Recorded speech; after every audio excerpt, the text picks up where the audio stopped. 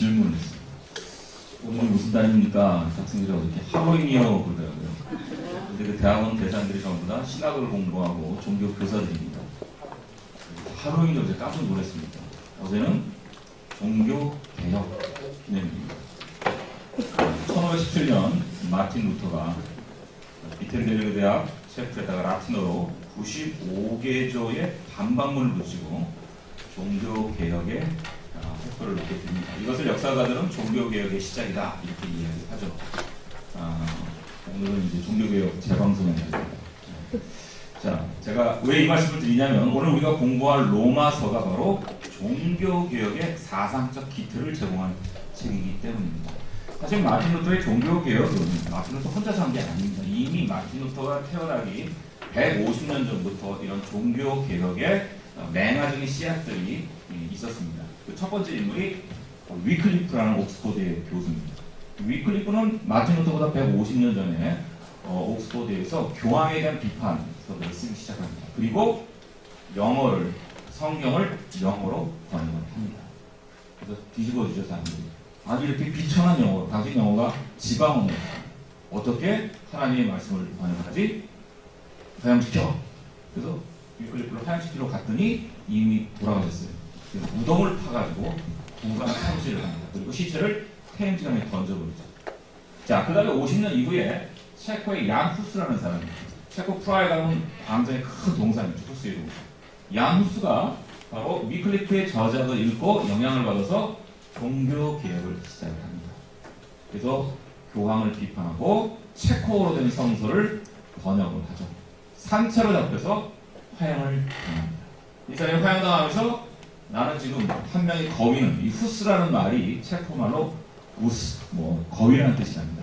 한 명의 거위가 죽지만 내 뒤를 잇는 화려한 백조가 나타날 것이다. 이게 바로 마틴 루터를 예언했다.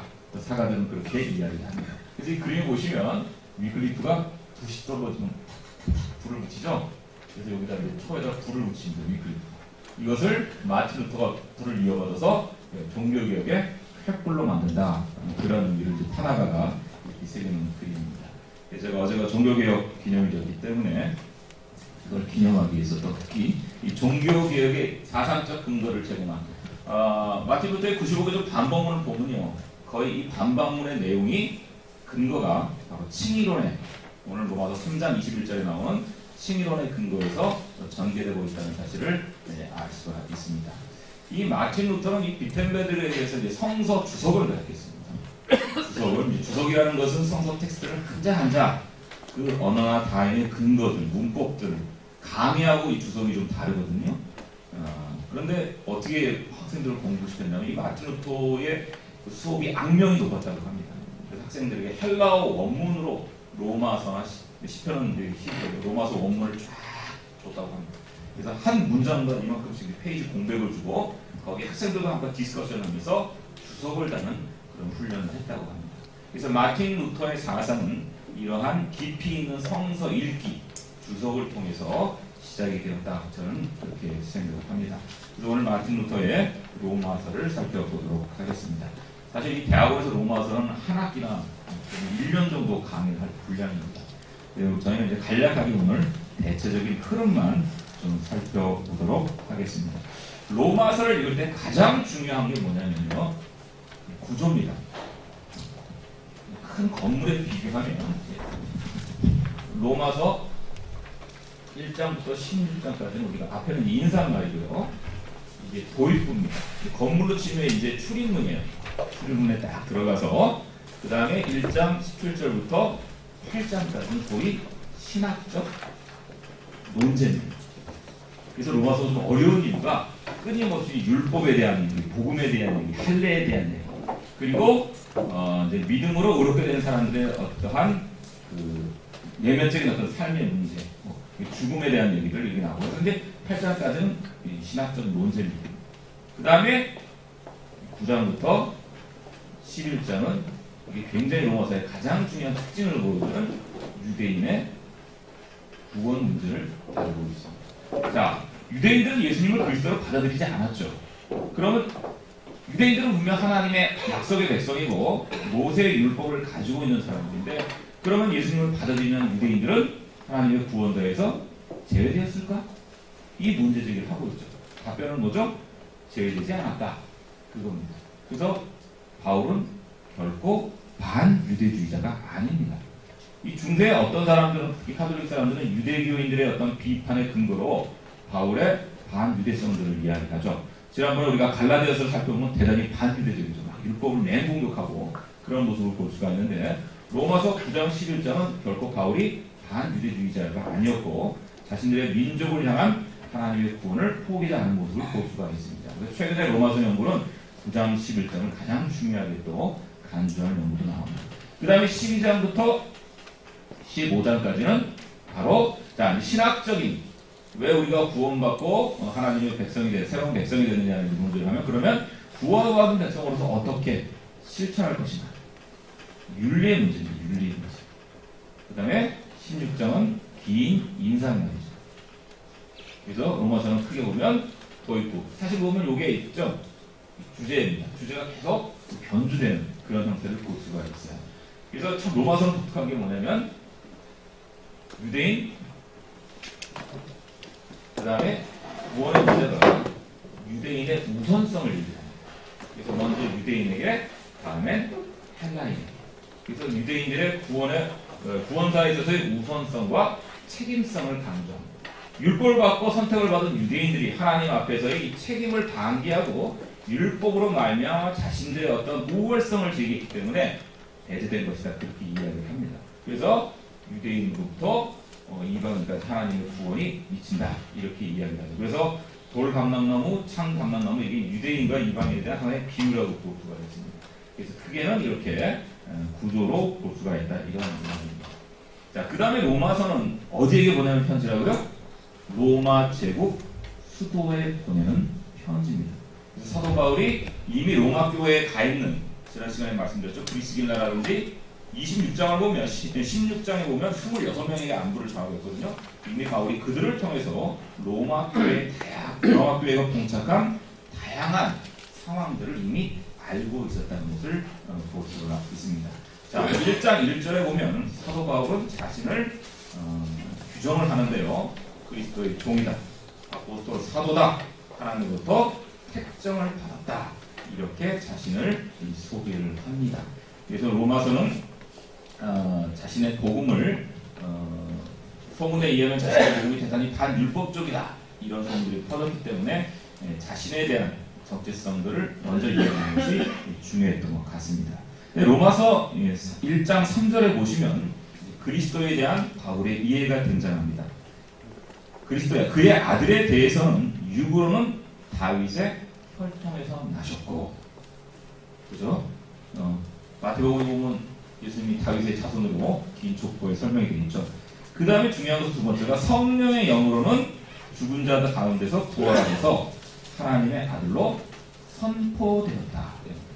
예수님에 관한 두 가지 속성을 바울은 이야기합니다. 그래서 이것을 더블 크리스토로지, 말 만들기 좋아하는 신학자들은 그렇게 이야기도 합니다. 여러분, 기독교가 가장 중요한 그리스도에 관한 교리가 그리스도의 인성과 뭐죠? 신성을 동시에 인정하는 겁니다. 그런데 교회의 역사를 보면 이게 균형을 맞추기가 힘들어요. 어떤 때는 예수님이 신성에 포커스를 맞추고, 어떤 때는 인성을 맞추고, 그러다가 이단 논쟁도 벌어지고 하는 이러한 역사들을 우리가 볼 수가 있습니다. 사도 바울은 대단히 균형 잡힌 그리스도 이해를 가지고 있었다고 볼 수가 있습니다. 자, 그 다음에 쭉 보면 바울은 예수님을 주라고 표현을 합니다. 우리 헬라어 원문에 보면 키리오스라는 단어가 있습니다. 키리오스, 우리말로 주님이라는 표현인데, 이 키리오스라는 단어는 당시에 로마 황제만 바치게 되어 있습니다. 지금도 남아있는 아우구스투스의 비문이나 보면 로마의 평화를 가져온, 팍스 로마나를 가져온 사람으로 규정이 되어 있죠. 그 다음에 로마 역사에 보면 죽은 다음에 신으로 등극한 사람이 딱 두 사람이 있습니다. 카이사하고 시저하고 아우구스투스입니다. 갈굴라 같은 사람은 자신을 신으로 추앙했다가 어떻게 해요? 살해당하죠. 그래서 이 두 사람은 거의 신의 영역입니다. 그래서 이 사람들에게 키리오스라는 칭호를 붙이는데, 바울은 이 키리오스를 로마에 의해서 십자가에 못 박혀 죽은 예수님에게 붙이고 있다는 겁니다. 그러니까 뭐죠? 우리의 진정한 키리오스는 시저나 아우구스투스가 아니라 바로 십자가에 못 박아 죽은 우리의 주님이라는 일종의 로마의 구원 신학에 대한 카운터 펀치를 남기고 있다고 볼 수 있습니다. 로마 제국은 자신들의 팍스 로마나를 선전하기 위해서 다양한 제의들을 만들어냅니다. 임페리얼 컬트, 황제 숭배라든지, 그 다음에 로마의 이런 팍스 로마나 번영 신학을 주장하기 위해서 그리스나 다양한 로마의 신학 체계를 가지고 자신들의 통치를 선전합니다. 그런 가운데 이렇게 나사렛 예수, 십자가에 못 박혀 죽은 나사렛 예수를 키리오스라고 선포한다는 것은 대단히 중요한 의미가 있다고 볼 수가 있습니다. 자, 그 다음에 1장 8절부터 15절까지는 이제 감사와 지필 동기입니다. 그래서 바울이 이제 로마의 방문 계획을 이야기하고 있죠. 그래서 1장 15절에 보면 로마에 있는 너희에게도 복음 전하기를 원하노라. 그래서 내가 이 편지를 보내고 있다. 이렇게 이야기를 합니다. 근데 나중에 15장에 가면은 보다 구체적으로 자신의 스페인 선교의 문제를 또 암시를 하고요. 은근히 이제 후원을 받기를 원하는 이야기가 15장에서도 등장을 합니다. 자, 그 다음에 1장부터 1장 16장 17절 유명한 구절이죠. 내가 복음을 부끄러워하지 아니하노니 이 복음은 모든 믿는 자. 그래서 모든이라는 단어가 판이라는 단어가 굉장히 많이 나오는데요. 이게 바로 복음의 보편성, 하나님의 의의 보편성입니다. 바울 사상의 가장 핵심은 뭐냐면 예수님의 가장 핵심 사상은 뭐라 그랬죠? 하나님의 나라, 킹덤 오브 가십니다. 이게 예수님의 핵심 사상이고요. 바울의 가장 핵심 사상은 하나님의 의입니다. 의. 하나님의 나라는 하나님의 의죠. 근데 이 의가 뭐냐면 그리스도의 십자가와 부활 사건이 바로 하나님의 공의를 나타낸다는 거죠. 그런데 이 하나님의 의가 유대인들만 있는 것이 아니라 이게 모든 유대인이나 헬라인 모두를 구원할 수 있는 하나님의 공정한 의다. 이게 바울의 핵심적인 사상이라고 볼 수가 있습니다. 로마서 1장 16절부터 17절에는 바로 이러한 복음에는 하나님의 의가 드러났다. 17절에 보시면 믿음에서 믿음으로 된다. 오직 의는 믿음으로 말미암아 살리라. 이 구절은 하박국서 그죠? 2장 4절의 말씀이라고 볼 수가 있습니다. 그래서 이 주제가 가장 핵심적이라고 볼 수 있는데 이것이 로마서에 다양하게 변주가 됩니다. 3장 21절에서 다시 한번 이것이 등장하게 되는 것이죠. 자, 그래서 로마서의 대선언이라고 볼 수가 있습니다. 1장 18절부터 8장까지를 이렇게 읽어보시면 바울의 어투는 지금 로마에 있는 유대 크리스찬들을 향하고 있어요. 그래서 이 편지에 보면 바울의 어떤 내재적 독자라고 요즘 뭐 표현을 하기도 하는데 은근히 지금 1장부터 8장까지는 유대 크리스찬들을 약간 비판을 하면서 은근히 이방 크리스찬들을 변호하고 있는 어조를 볼 수가 있다는 겁니다. 왜 그럴까요? 제가 지난번에 한번 설명드렸죠? 지금 로마 교회의 상황은 클라우디오 황제의 칙령이 끝나서 이제 유대인들이 다 쫓겨났어요. 유대 크리스찬들도. 그런데 네로가 즉위하면서 칙령이 취소가 되고 이제 쫓겨났던 이방 크리스찬들이 로마로 속속히 돌아옵니다. 브리스길라와 아굴라 같은 사람들이죠. 유대인들이 돌아오죠. 그러면 한 5, 6년간의 공백기 동안 이제 이방 크리스찬들이 로마 교회의 리더십을 다 장악을 하고 있어요. 나중에 추방령으로 쫓겨났던 유대 크리스찬들이 돌아오니까 교회가 이방 크리스찬들이 주도를 하고 있는 거예요. 그래서 둘 사이에 다툼이 벌어지기 시작했습니다. 바울은 로마에 있는 가정교회 사람들을 통해서 그 소식을 잘 알고 있었죠. 그래서 지금 로마서를 통해서 그들을 은근히 중재하고 싶어 합니다. 왜냐하면 그들이 분열을 하고 있었다면 훗날 바울이 스페인 선교라든지 예루살렘의 헌금 전달에 관한 이런 것들에 대해서 공통된 지원을 받기가 어려웠을지도 모릅니다. 그래서 사도 바울은 자신들의 이러한 사역을 로마 교인들 전체들에게 유대 크리스찬이나 이방 크리스찬들 모두에게 지원을 받기 원했기 때문에 이 둘을 조화시키기 위한 시도를 은근히 지금 하고 있습니다. 자, 1장 18절부터 3장 20절에 보면 왜 하나님의 의가 필요한가? 유대인뿐만 아니라 이방인에게 거기에 대해 설명합니다. 그래서 무슨 얘기를 하죠? 이방인이나 유대인이나 다 죄에 빠졌다. 타락했다. 그런 얘기입니다. 그래서 1장 18절부터 2장 29절까지는요. 이방인들과 유대인들의 죄된 상태에 대해서 사도 바울이 언급을 합니다. 그래서 1장 18절 이후에 보면 하나님이 이방인들도 하나님을 알 수 있었다. 그들의 양심과 자연 속에서 하나님의 섭리를 발견할 수가 있었는데 그들이 우상을 섬기고 정욕대로 삶으로써 이 자연 속에 드러난 하나님의 계시를 읽지 못했다. 그런 얘기죠. 양심, 자연 이런 표현을 쓰는데 양심이라는 단어는 칸트가 그러겠죠. 우리 안에는 하늘에는 별처럼 별이 있고 우리 안에는 도덕률, 정언력이 있다. 양심을 통해서 선을 행할 수 있는 어떠한 기절가 있다. 이런 이야기죠. 해결 같은 경우는 자연 속에 하나님의 절대 의지가 역사라는 것이 그런 절대 의지가 드러나는 것이다. 이렇게 얘기를 하게 됐죠. 어쨌든 이렇게 바울은 이방인들도 하나님을 알 수 있는 그런 계기가 있었지만 그들은 하나님을 섬기지 않고 우상을 섬기고 정욕대로 살았기 때문에 하나님을 잃어버렸다. 그래서 이방인들은 이러한 죄의 결과 정욕을 따는 삶을 살 수밖에 없었고 그 다음에 1장 29절에 보시면 악의 목록들이 등장합니다. 불의와 추악과 탐욕과 악의와 시기와 살인과 분쟁과 뭐 이러한 얘기죠. 이러한 것에 빠지게 되었다. 이렇게 이야기합니다. 그래서 이방인들도 죄에 빠진 상태다. 이렇게 얘기하고 다음 2장부터는 공격의 방향이 유대인으로 바뀝니다. 유대인도 마찬가지다. 이들이 율법을 받았지만 그런 율법을 온전히 행하는데 실패했다. 그래서 결국 율법을 받은 너희 유대인도 이방인과 똑같은 위치로 전락했다. 이러한 바울의 공격이 2장 1절부터 11절에 등장을 합니다. 그래서 하나님은 공평하게 이러한 이방인과 율법을 받은 유대인도 심판을 하실 것이다. 이렇게 이야기를 합니다. 그래서 재미있는 것은 2장 25절에 보면요. 표면적 유대인과 이면적 유대인 가릅니다. 표면적 유대인은 뭐죠? 할례를 상징합니다. 유대인들은 아브라함을 따라서 하나님의 언약의 징표로 할례를 하죠. 남성들을 그겁니다. 그래서 이런 것이 중요한 것이 아니라 이면적 유대인이 중요하다. 무슨 얘기일까요? 이면적 유대인. 겉으로 할례를 받은 것이 아니라 하나님의 율법에 따라서 사는 그러한 삶, 이것이 중요한 거죠. 근데 유대인들은 이러한 삶을 살지 않고 위선적이었다라는 것이 바울의 공격입니다. 그래서 이렇게 이방인이나 유대인이나 다 하나님의 죄된 상태에 있기 때문에 이제 하나님의 은혜와 구원이 필요하다. 그래서 결론이 뭐죠? 칭의론이 등장을 합니다. 그래서 유대인들도 자랑할 것이 없다. 그러면서 이제 칭의론이 대두가 됩니다. 재밌죠? 칭의론의 배경이 갈라디아서에서는 어떻게 나오죠? 안디옥 사건에서 음식법 문제로 베드로와 탑사가 칭의론을 바울이 설파합니다. 로마서에서는 대단히 보편적인 컨텍스트에서 얘기하죠. 유대인이나 이방이나 다 죄에 빠졌다. 구원받을 자격이 없다. 그래서 하나님의 의, 구원하시는 보편적인 의가 필요하다. 그러면서 3장 21절부터 칭의론이 등장합니다.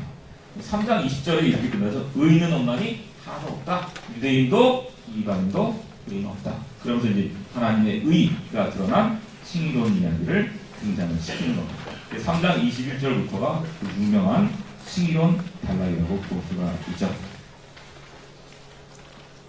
자, 이 칭의론 이야기는 제가 지난번에 말씀을 드렸기 때문에 내용은 건너드리도록 하겠습니다.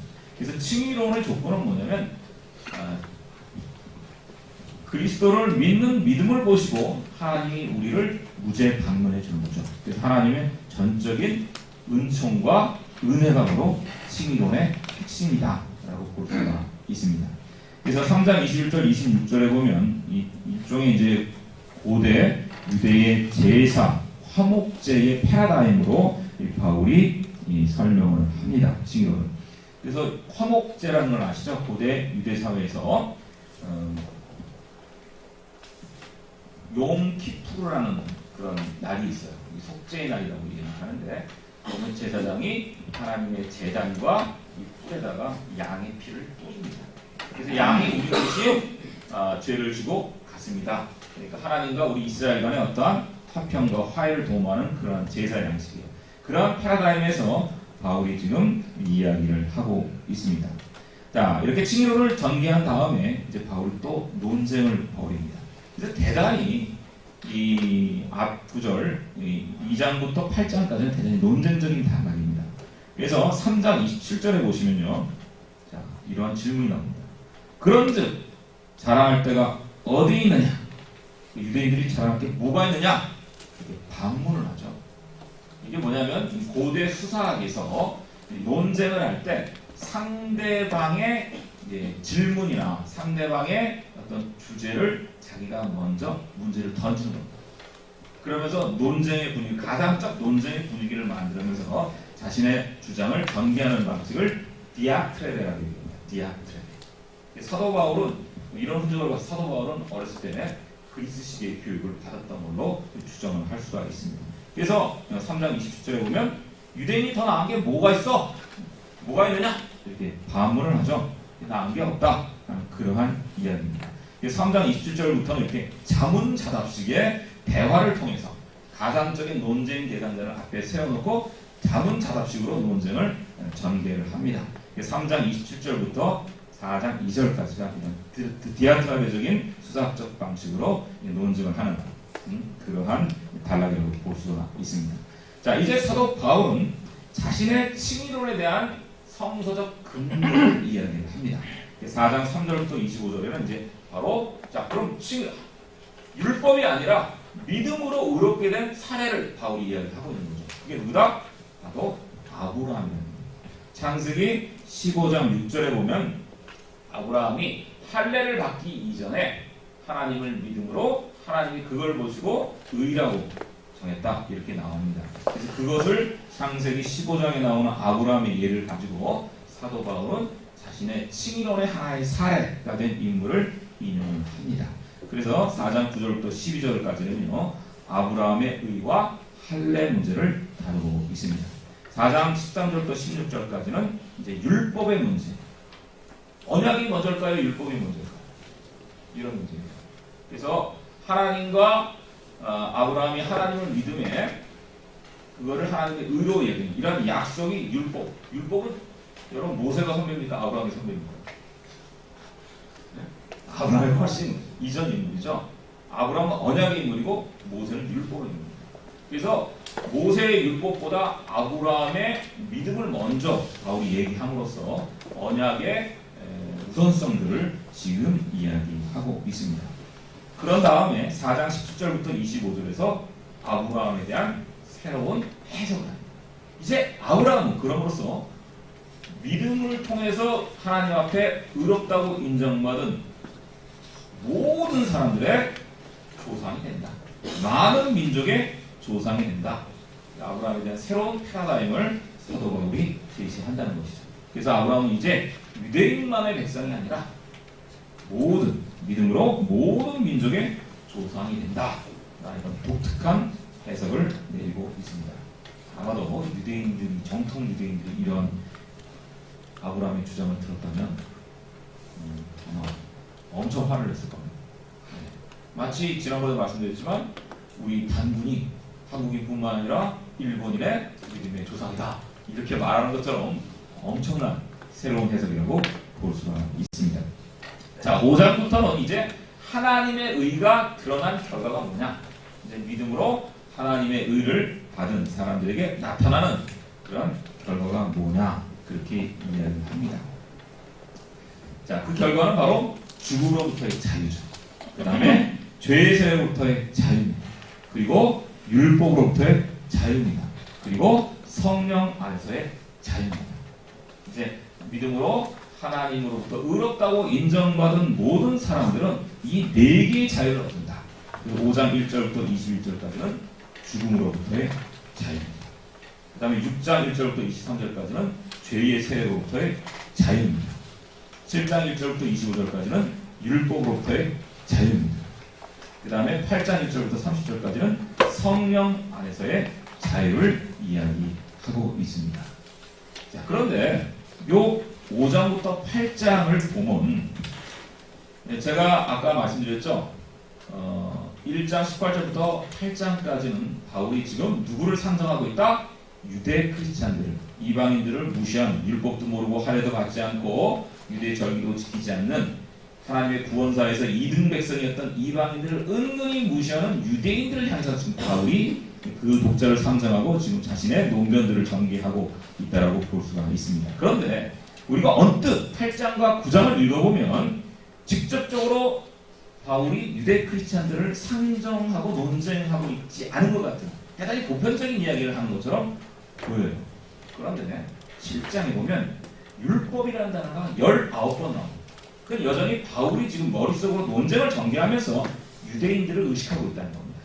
그래서 8장과 5장부터 8장까지도 유대 크리스찬들을 상정하고 자신의 주장을 하고 있다고 볼 수가 있습니다. 그래서 5장과 8장의 문제의식은 뭐냐면, 자, 이제 하나님의 의를 받은 우리가, 그죠? 하나님의 믿음으로 하나님으로부터 의롭다고 인정받은 구원받은 사람들이 그럼에도 불구하고 여전히 죄의 문제, 죽음의 문제, 자유의 문제에 대해서 자유롭지 못하죠. 왜 죄와 죽음이 여전히 정복되지 못하고 활동 중인가라는 문제의식 때문에 5장과 8장이 나온 겁니다. 그리고 고대 유대인들은요, 죄의 문제, 이것을 권세와 관련시켰습니다. 죽음도 하나의 세력입니다. 죄도 하나의 세력이에요. 우리를 못 살게 해요. 그러한 고대 유대인들의 어떤 사고방식이 반영되어 있다고 볼 수가 있습니다. 그래서 죄로부터의 자유 8장, 죽음으로부터의 자유 8장 후반전, 이렇게 볼 수가 있습니다.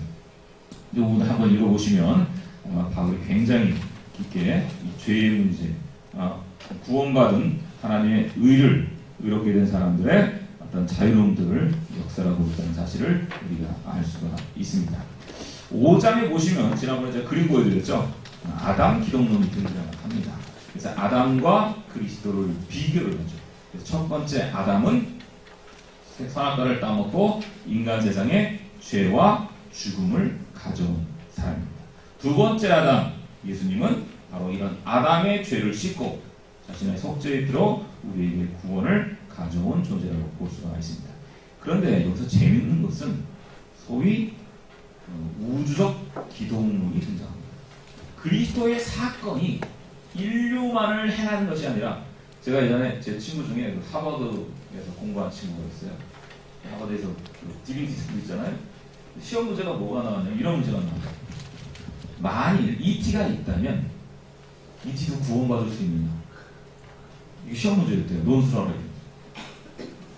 이거 어떻게 쓸까요? 바울의 깎여서 쓰면 됩니다. 신약성서를 보면 기독론이 그리스도의 구원의 영역들이 확장되는 모습을 볼 수가 있습니다. 골로새서가 바로 이런 우주적 기독론을 이야기합니다. 하나님은 인간과 하나님을 화해시키기 위한 사건으로 그리스도의 십자가 사건, 부활 사건뿐만 아니라 모든 만물들을 화해시키고 화평케 하기 위해서 그리스도를 보내주셨다. 이런 것이 나옵니다. 그래서 우주적 기독론. 그래서 이치도 예수 믿으면 구원받을 수 있다. 이렇게 농담삼아 이야기를 하기도 합니다. 특히 재밌는 것은 나중에 이게 굉장히 미스테리한데요.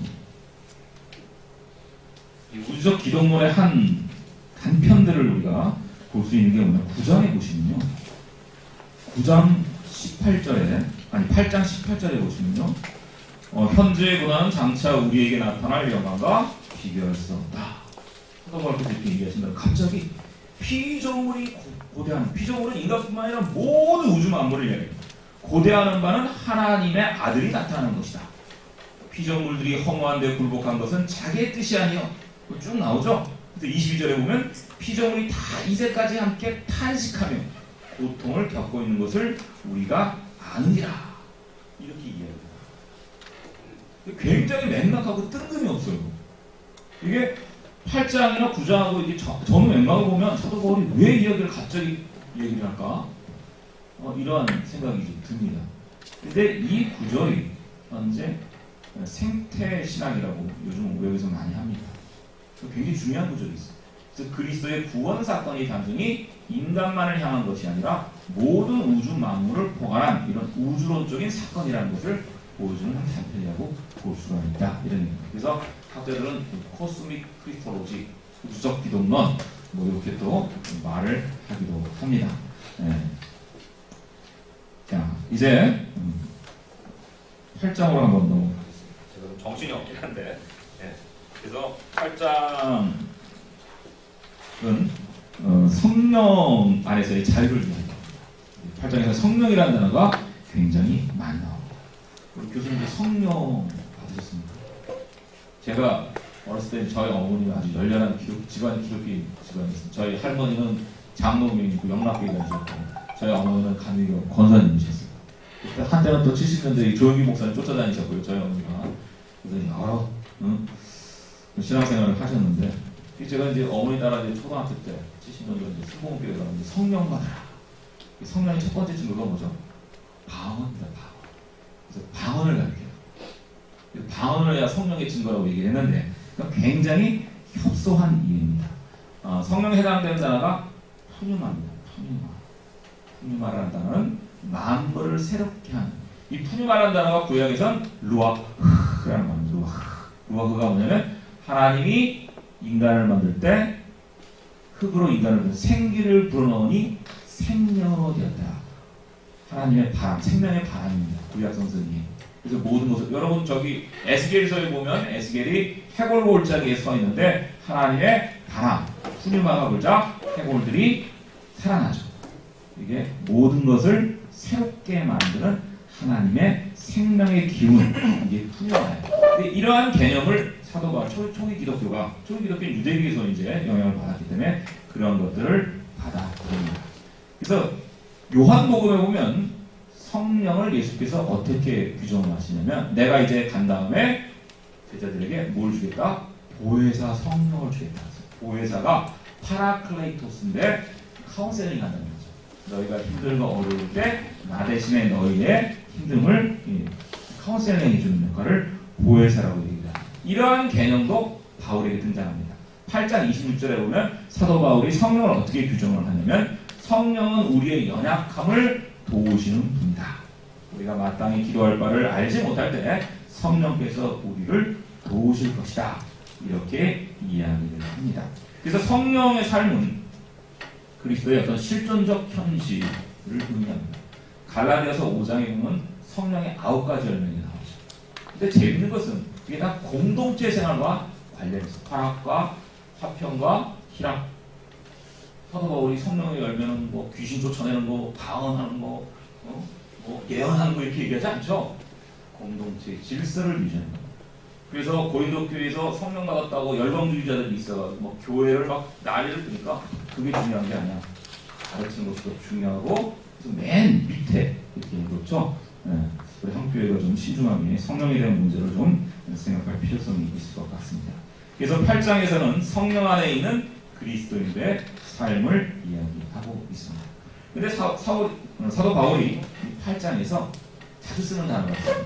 육, 혼, 몸, 영. 이게 뭐죠? 육, 사르크.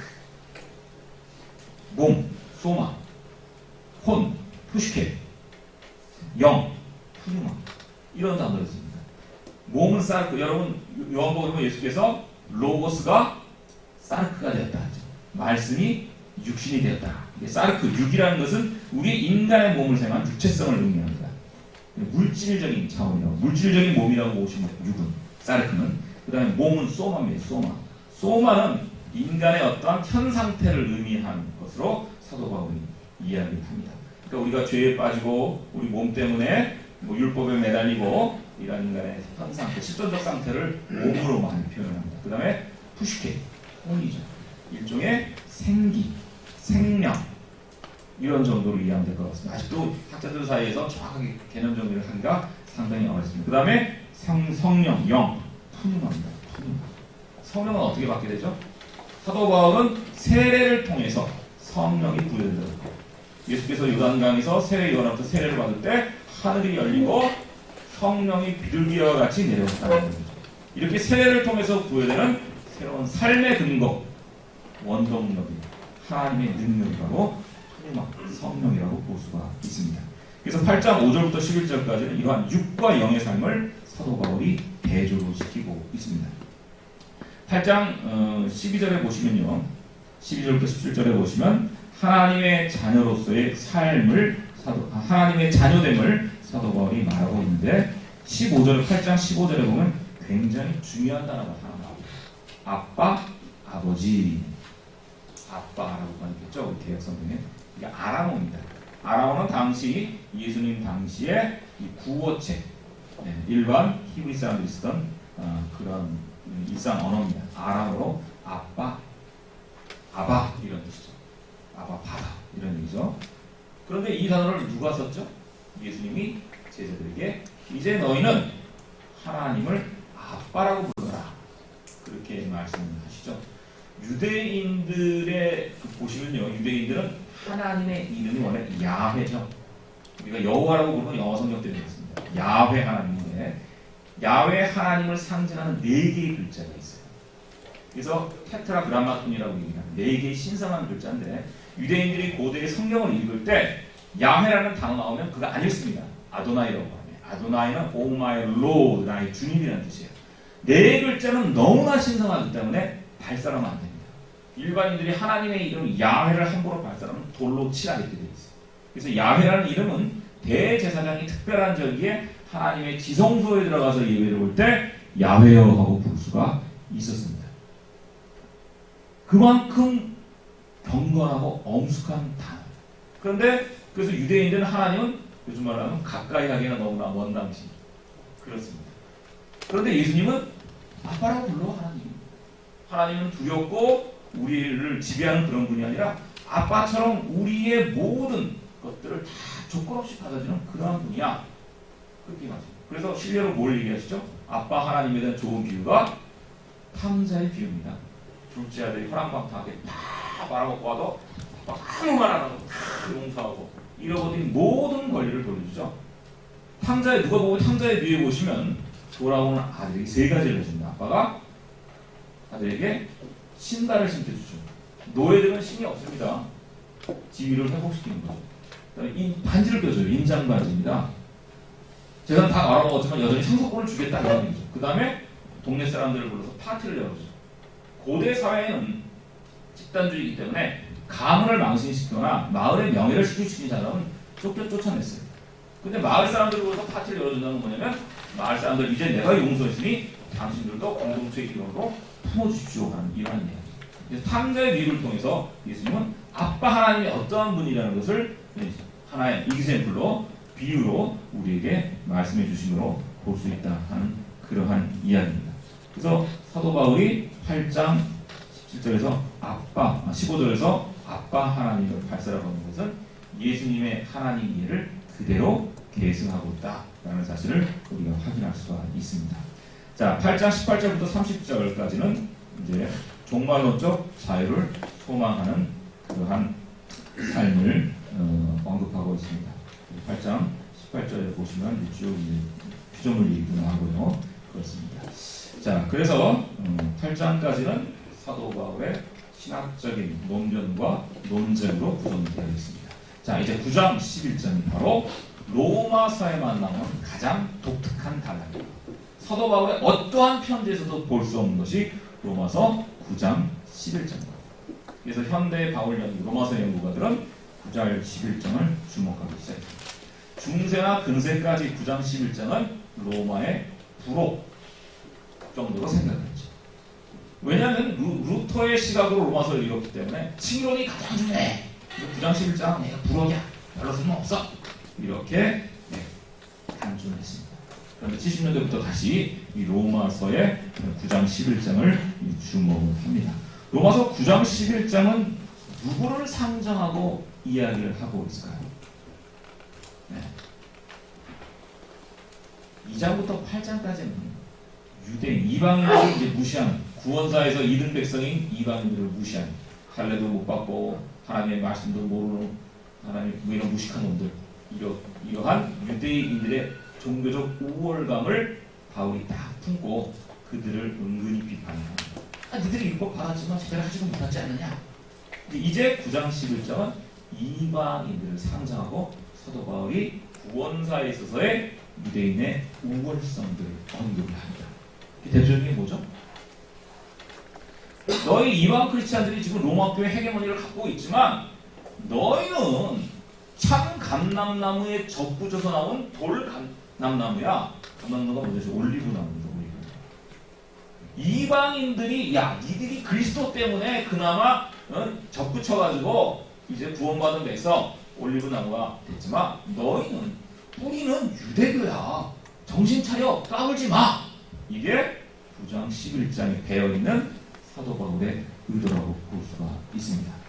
보시면요, 9장을 어떻게 시작하냐면 사도 바울이 파토스로 시작합니다. 제가 수사하시면서 파토스 말씀드렸죠. 설득을 하기 위해선 열정이 있어야 됩니다. 청중. 사도 바울이 뭐라고 얘기하냐면 5절에 보시면 돼요. 3절, 9장 3절에 보시면 나의 형제, 나의 고륙의 친척을 위하여, 유대인들을 위하여 그런 뜻입니다. 내 자신이 저주를 받아 그리스도에게 끊어질지라도 원하는 바로다. 내가 그리스도에게 버림받아도 내 동족을 향한 나의 사랑과 열정은 포기하지 않겠다. 이러한 이야기입니다. 대단히 센 이야기죠. 대단히 바울의 어떤 민족주의적인, 유대 중심적인 어떤 사상을 볼 수가 있습니다. 그래서 로마서를 읽어보면요, 바울이 가득합니다. 민족주의적 모습도 보이지만 그걸 뛰어넘는 어떤 보편주의적인 모습도 보이고 이렇게 됩니다. 여러분이 9장 3절 때문에 굉장히 은혜 받은 분이 한 분이에요. 혹시 김인서 목사님이라고 혹시 아세요? 일제시대 때 한국 기독교 저술가로서 가장 훌륭한 분을 두 분을 뽑고, 김교신, 무교주의자 김교신, 그 다음에 김인서 목사님. 김인서 목사님은 장로교육인데 이분이 굉장히 훌륭한 신앙 글들을 많이 남기셨어요. 근데 이 김인서 목사님이 독립운동, 애국운동도 많이 하시거든요. 그 이유를 요 구절을 사도 바울의 애국주의를 여기서 발견했다. 그래서 조선을 위한 사랑의 마음을 바울에게 내었다. 그분의 글에 보면 그런 것들이 등장하기도 합니다. 제가 요즘 일본을 굉장히 우리가 싫어하는데, 저는 일본 신학자들에게 배우는 게 많습니다. 제가 가장 존경하는 일본 신학인이 두 분이 있어요. 우찌무라 간조하고 그 다음에 사선을 넘어서라는 쓴 일본의 누구죠? 페도 알코. 갑자기 생각이 안 나는데.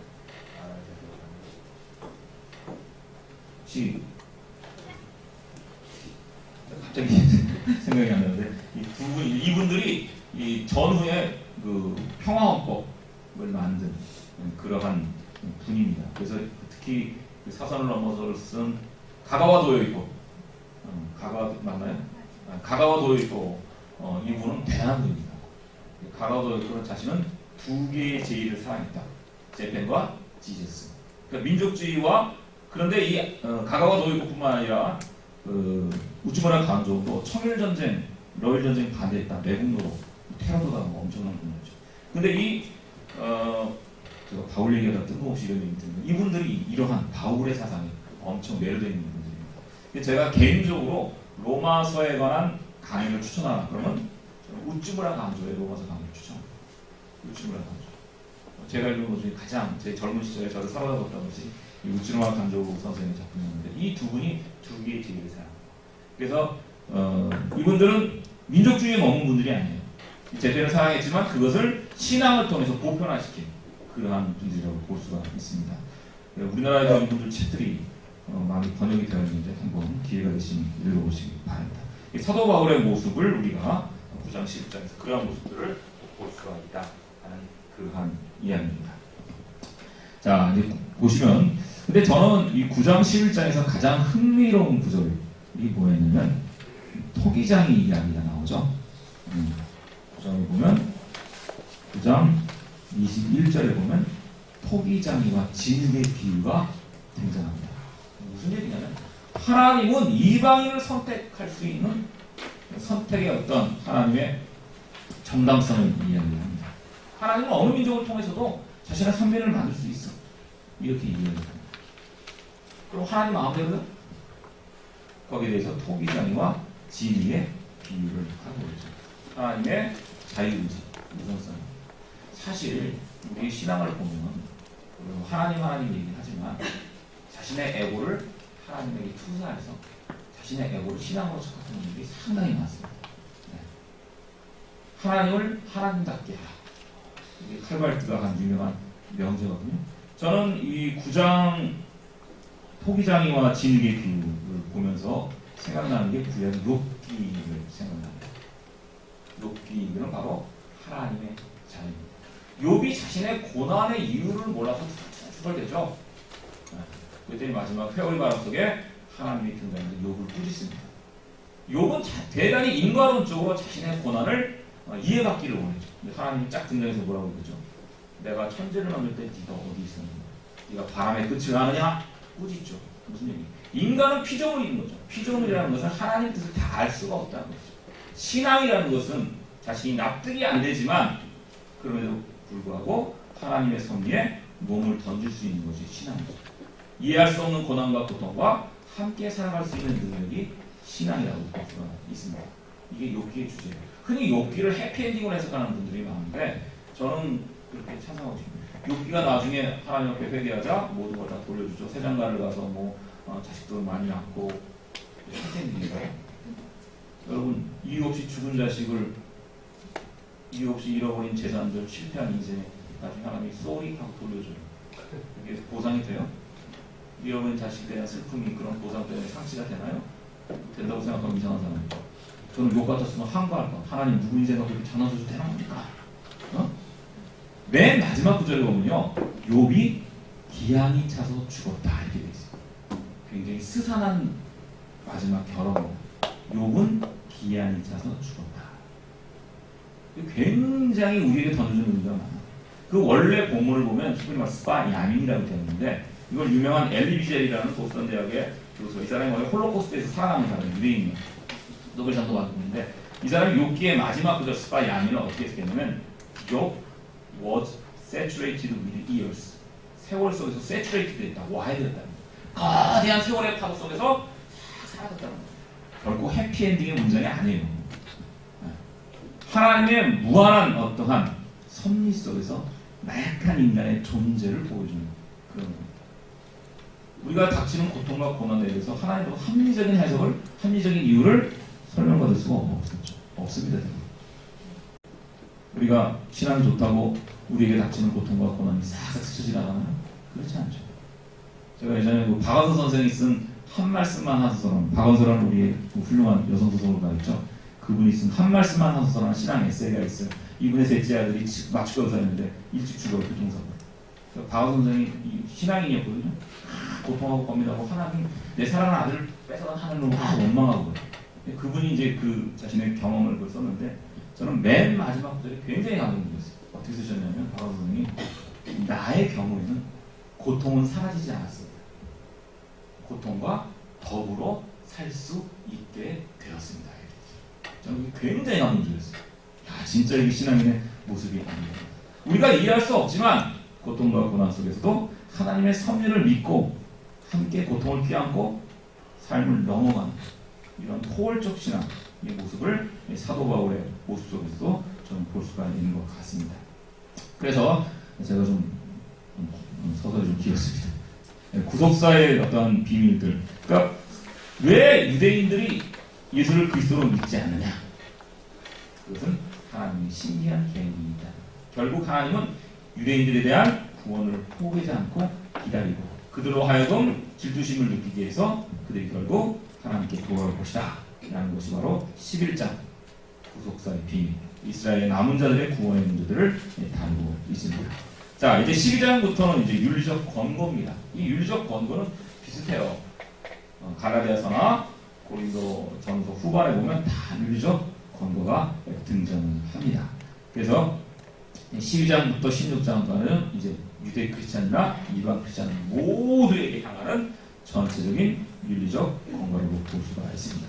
그래서 이제 하나님으로부터 구원받은 의롭게 된 크리스찬들의 생활, 삶에 대한 윤리적 태도에 대한 이야기들을 사도 바울이 쭉 적고 있습니다.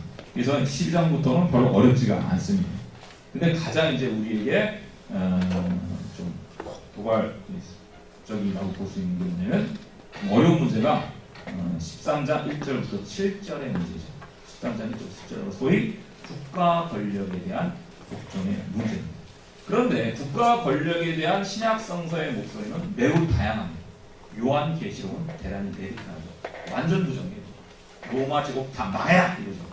거기 나온 괴물들은 다 이스라엘을 괴롭혔던 제국주의를 의인화한 것이라고 볼 수가 있습니다. 그런데 로마서의 바울의 태도는 다릅니다.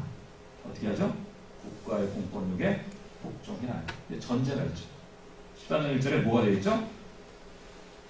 권세가 어디서부터 왔다? 다 하나님으로부터 나갔다 하는 그런 이야기입니다. 그래서 국가 권력에 대해서 로마의 세금 내는 거 다 내라. 사도바울이 그렇게 얘기하죠. 여기에는 역사적인 사연이 있습니다. AD 사도 바울이 이거를 쓸 때부터 로마서를 쓰기부터 유대인들이 세금 납세 거부 운동을 벌입니다. 여러분 예수님이 어린 시절에 갈릴리 유다라는 사람이 랍비였어요. 가이사에게 세금 내주는 자라고 공기를 위해서 그러다가 4천 명이 십자가형으로 처형당한 기록이 요세푸스라는 사람 유대 역사가의 기록에 등장합니다. 이게 굉장히 내재된 문제였어요. 근데 지금 로마의 대도시에 있는 유대인들 사이에서도 이런 문제가 제기되기 시작했습니다. 사도 바울로서는 이제 막 교회가 시작되는데 이러한 정치적인 문제로 교회가 막 흔들리면 이게 큰일이 되죠. 사도 바울은 대단히 현실적인 문제, 현실적인 관점에서 그들을 충고를 하고 있습니다. 사도 바울이 볼 때는 이제 그리스도의 파루시아 재림이 얼마 남지 않았어요. 데살로니가 전서 보면 그걸 확신해 주고 있습니다. 하나님 모든 재산 권력에 대한 심판은 하나님께 맡기고 오직 너희는 선을 쌓아라. 이것이 사도 바울의 태도라고 볼 수가 있습니다. 이게 사실은 이 구절이 굉장히 서구 정치사상사에서 굉장히 유명한 구절입니다. 이거로 책을 쓴 사람들이 엄청나게 많은데요. 제가 기독교의 정치적인 문제에 대해서는 그렇다면 이런 불의한 권력, 잘못된 권력에 대해서는 어떠해야 되느냐. 요도라는 사람이 있습니다. 그 사람이 미국에 굉장히 유명한 분인데 예수와 비통동이라는 책을 썼는데요. 이거 한번 참조해 보시기 바랍니다. 여기 보면 로마서 13장에 대한 이런 것들을 우리가 현대사회에 어떻게 적용하고 해석할 것인가에 대한 문제를 다루고 있습니다. 자세한 시간이 좀 다 됐네요. 다 것 같고요. 자, 그래서 이렇게 쭉 이제 이야기를 하고 있고요. 그 다음에 14장, 15장에 보면 믿음이 약한 자들, 믿음이 강한 자들이 서로 화해라 이렇게 나오죠. 믿음이 약한 자들은 유대 크리스찬들입니다. 믿음이 강한 자는 이방 크리스찬입니다. 무슨 얘기냐면 이방 크리스찬들은 이제 그리스도 안에서 우리가 의롭게 됐기 때문에 꺼리낌이 없다. 그래서 우상에게 바친 재물, 이거 우상의 재물도 아니고 막 먹어도 된다. 막 먹어. 그런데 믿음이 약한 자들, 유대 크리스찬들은 여전히 음식법이 있잖아요. 다양한 음식법들. 먹지 말아야 될 고기들. 이런 것들을 안 먹는 거예요. 그래서 회식 자리에서 그들이 피합니다. 그러니까 이방 크리스찬들이 저 자식들 저기 구원받고도 저거 여전히 유대의 율법에 억눌리고 눈치 본다. 그래서 믿음이 약한 자라고 별명을 칭했던 거예요. 근데 사도 바울은 이런 문제가 중요하지 않다. 공동체의 질서를 세우고 공동체의 평화가 중요하다. 서로 용납하라. 이렇게 이야기를 하고 있습니다. 그래서 그리스도 안에서 하나됨을 강조하고 있는 모습을 15장에서 볼 수가 있습니다. 자, 그 다음에 이제 맺는 날이 15장 21절부터 16장에 등장합니다. 그래서 다시 한번 자신의 로마의 방문 계획을 다소 1장보다 장황하게 이야기를 합니다. 그래서 이제 자신의 헌금 이야기도 하고요. 스페인 선교 얘기도 하고 그분들이 나를 좀 도와주십시오. 라는 말이 여기 포함되어 있습니다. 그리고 마지막에 보면 이제 기도 부탁을 하고요. 그 다음에 16장 보면 26명에 대한 안부 인사를 보냅니다. 16장 1절에 보면 베베라는 사람을 통해서 자신의 편지를 보내고 있어요. 지금 내 편지를 두고 가는 베베라는 여자분입니다. 우리가 한국에서 베베 집사님이라고 집사 아니에요. 그냥 코워커입니다. 이분을 통해서 편지를 보내고 이분들을 내가 내 대신 추천한다. 이렇게 이야기하죠. 그러면서 쭉 안부를 전합니다. 26명 같은 사람. 한 번도 가보지 않은 로마도 이렇게 아는 사람이 많은지 모르겠어요. 역시 사도 바울이 마당발이는 틀림없습니다. 쭉 안부를 전하고 있고요. 마지막에 16장 25절, 27절에는 마지막 인사입니다. 그래서 아멘으로 끝나고 있죠. 대체적인 로마서의 모습이라고 볼 수가 있습니다. 한번 집에 가셔서 꼼꼼하게 제 강의를 토대로 읽어보시면 명확하게 로마서의 메시지가 드러납니다. 오늘 제 강의 내용에서 궁금한 점이나 질문 사항이 있으면 부탁드리겠습니다.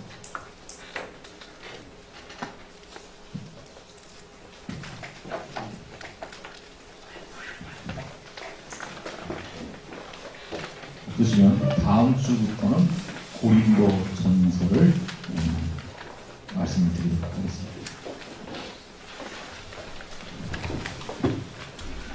그 성경 읽으면서 성경에서 우리가 이제 본어문이나 한두 구절을 마음에 담고 있을 텐데 저는 제일 좋아하는 성경 구절이 바로 로마서 8장 28절입니다. 하나님을 사랑하는 자, 그 뜻대로 부르심을 입은 자들에게는 모든 것이 합력하여 선을 이루느니라. 저는 굉장히 그 유년기부터 어려움이 많았어요. 엄청 많았는데 중3 때 교회 다니면서 부터 인생이 정말 아주 굉장히 잘 풀기 시작했어요. 그런데 제가 어려움을 겪을 때마다 이 성경 구절이 떠오르더라고요. 지금 당하는 고통이 어떨 때는 너무 힘들고 이해가 안 되는데 부모님도 어렸을 때 다 돌아가셨거든요.